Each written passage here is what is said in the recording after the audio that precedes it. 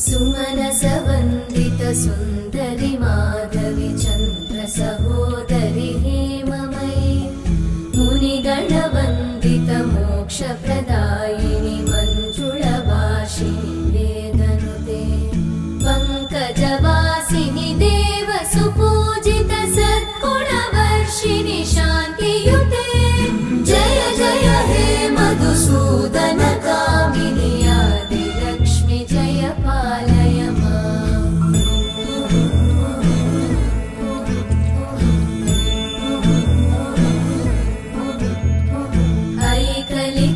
ऐकलिकल्मषनाशिनि का